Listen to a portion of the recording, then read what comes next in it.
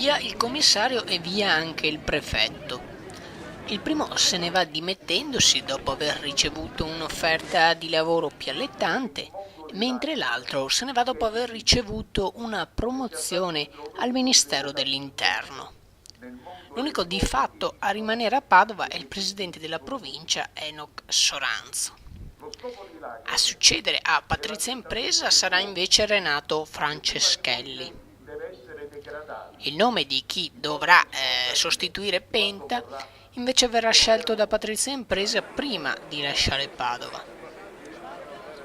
Disparate le reazioni degli esponenti politici e c'è già chi sospetta una macchinazione di fondo per far saltare l'accordo sul nuovo polo ospedaliero.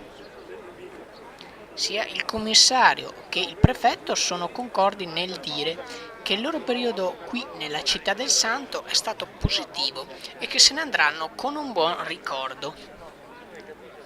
Svischenberg Channel News, Padova.